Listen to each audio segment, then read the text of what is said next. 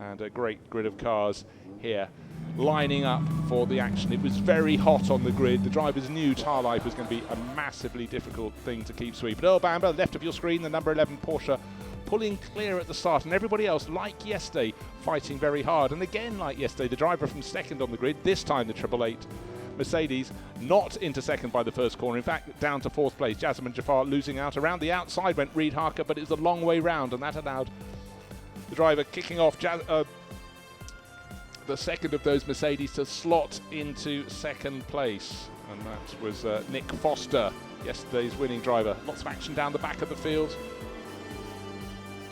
Sandy Stuvik pushing very hard in the black Audi, but up front, as the lead was built by Earl Bamber, it was the 99 Mercedes Nick Foster hanging on because he was pushed very hard indeed by Reid Harker in the number 8 Porsche. In behind the 888 Mercedes, again Jasmine Jafar ruining the fact he'd made a weak start, and then a little mistake down at turn 15 between the two Audis, and Sean Thong maybe looking in his mirrors a little too long, off into the gravel. That would necessitate 2 extra pit stops, so change of position down there, and a little off-track moment out of turn 8. You can see how hard Nick Foster was pushing, complaining later that the tyre temperatures and the track just went soaring after the start of the race. The clouds moved away. Reid Harker had many a moment to take a look, but never quite enough. First car into the pits to make the pit stops as predicted was Shogo Mitsuyama, handing over the Gibo Racing Ferrari to his faster teammate Naoki Yokomitsu. Everybody else made their pit visits soon thereafter, but of course with the top 3 finishers from Saturday's race getting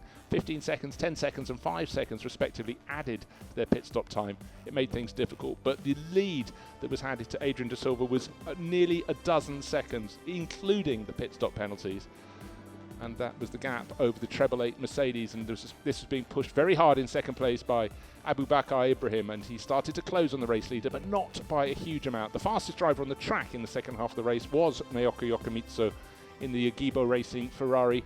He was hunting up from 6th place, became 5th, and by the end of the race would rise to 4th.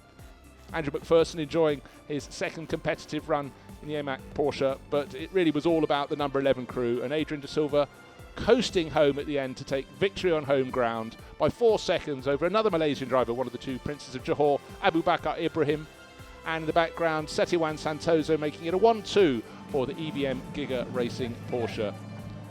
And you can see the delight down there